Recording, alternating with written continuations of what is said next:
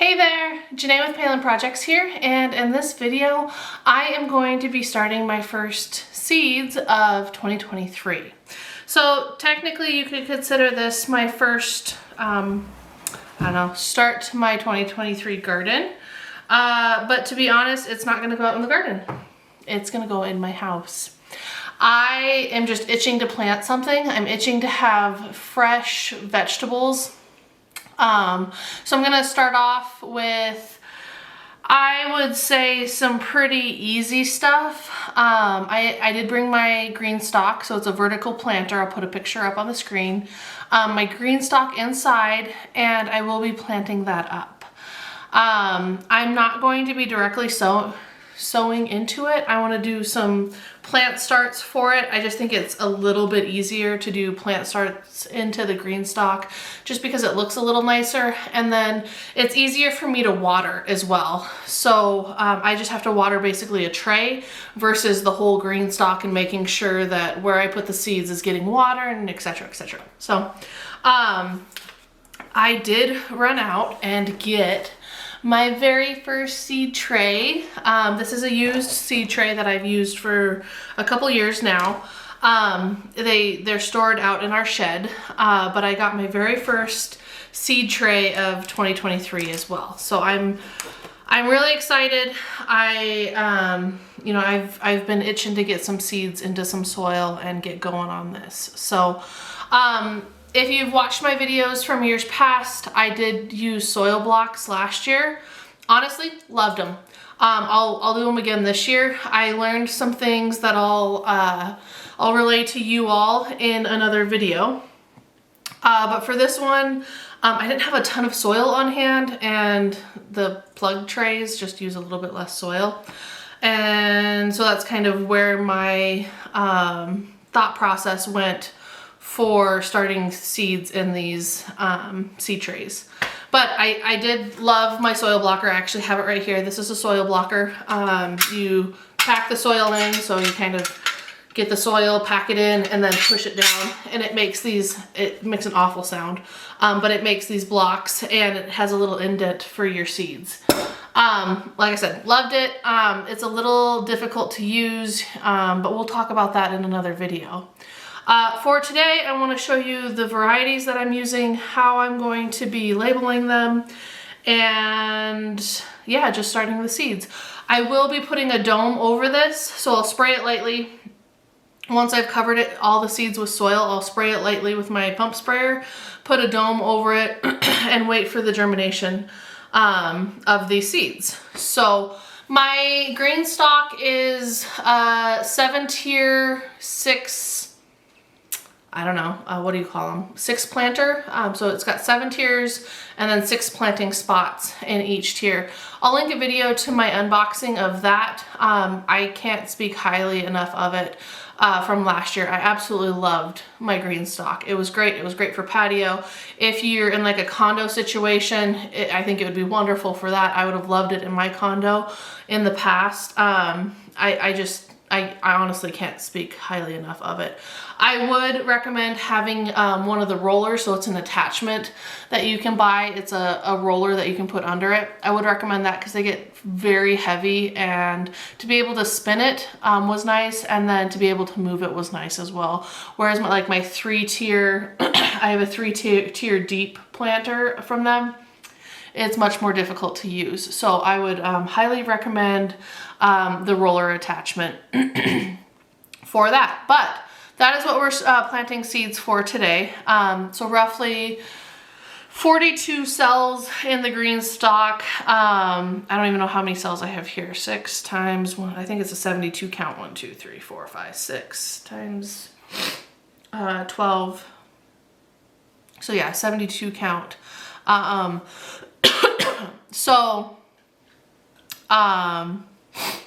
I might do I have some lettuces and stuff here. I might do 2 rows of the lettuce and whatnot, and just plant those a little bit closer together in that Greenstalk. But for the varieties that I'm going to try, let's try them, or let's see what I have. I'm gonna try the cabbage, or the bok choy cabbage, Grand Rapids leaf lettuce,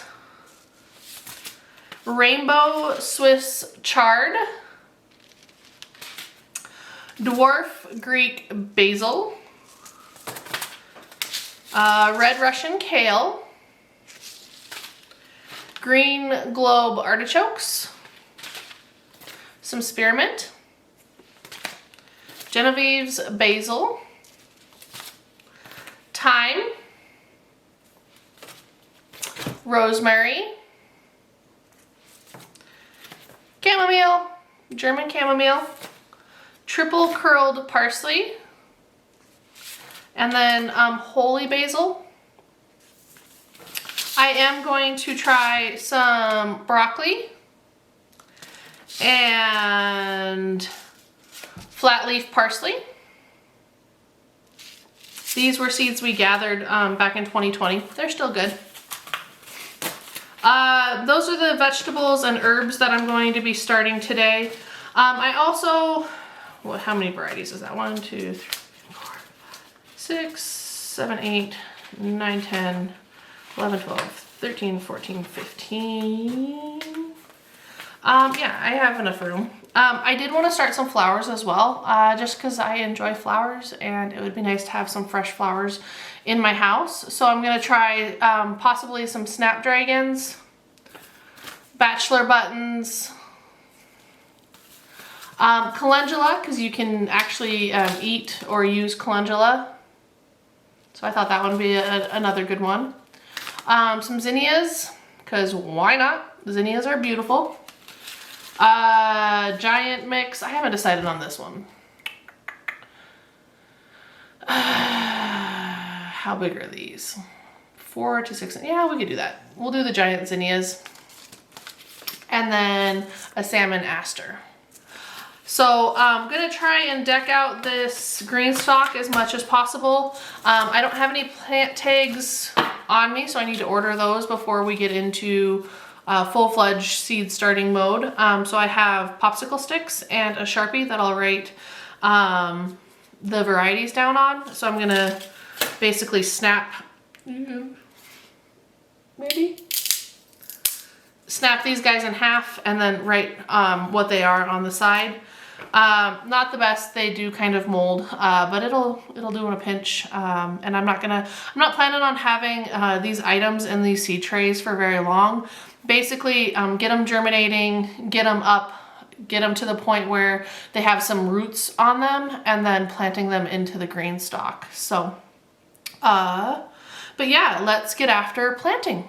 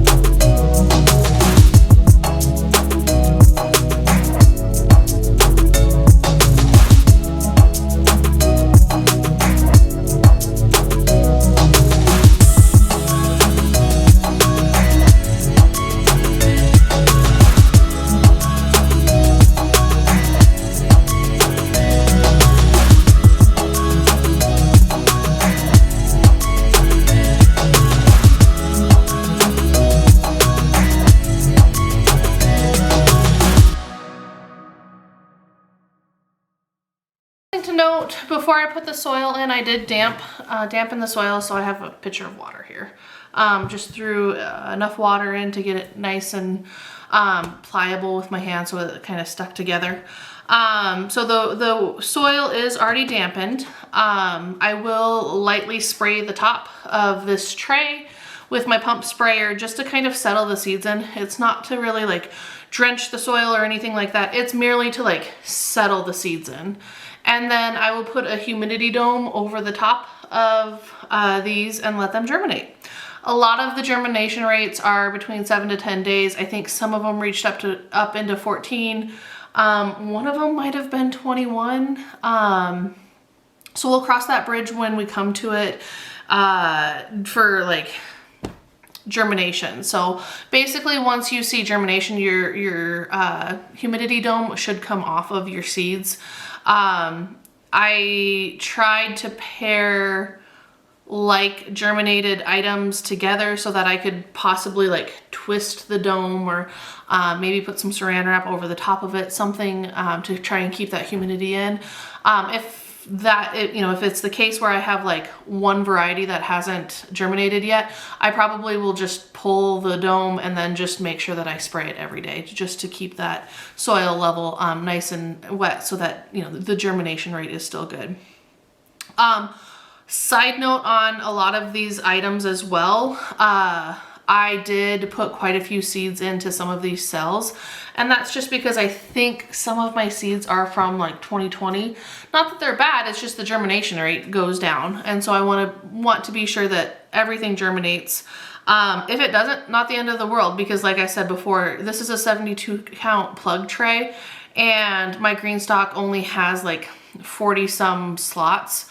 I am thinking of like double planting. So like some of the lettuces I did like 6 cells in. So I'll do like, I guess I could do a row of lettuce, but I could do like two of these plug cells in one planting area of the Greenstalk, and just make it a little bit more robust in that sense. So I did fill the tray because, you know, I have the space in the tray, why not? You know, I also have some like open pots that I could fill with soil and put next to our sink for some of these herbs. The flowers are a little bit too big to do that with. They definitely need that soil reservoir. And so, at least I think, I guess I could do it with the calendula. But just about all of these, the broccoli might be a little difficult to do it with, and so would the artichoke. Honestly, this is going to be an experiment for me. I've never done it. This is the first winter I've had my Greenstalk, and so I'm pretty excited for it. I'm excited to be able to plant this winter and get some fresh vegetables and herbs into our meals, and to just start planting again, because I just have that itch. You know, the weather outside isn't great. I was gonna say the weather outside is frightful, but it's not great. We have quite a bit of snow, and actually I was gonna do kind of like a short video of our backyard and showing you some winter interest, because it's pretty bleak right now. And I just wanted to plant. I wanted to get my hands dirty and start some seeds and kind of dabble with some winter growing a little bit and see how it goes. So I do have grow lights in the office, or in my office where this is gonna go. I am going to put these on a heat mat as well. What the heat mat does is it just encourages growth. It makes the tray a little bit warmer, and so it's just a little bit better of an environment for those seeds to germinate in. So what you aren't going to see here today, you're not going to see me spray the seedlings in, you're not going to see me put the dome over the seedlings, and you're not going to see me place the seed tray onto the heating mat where the grow light is. If you want to see the setup, I am going to be doing a video on it. I'm changing my setup a little bit this year. I'm hoping to grow a little bit more than I did last year. Maybe not as many tomatoes, but we'll see about that. I have a little different setup going on, so I want to take you through that process and my thought process through that. And hopefully have a successful gardening year this year. But if you have any questions, feel free to put them in the comments below.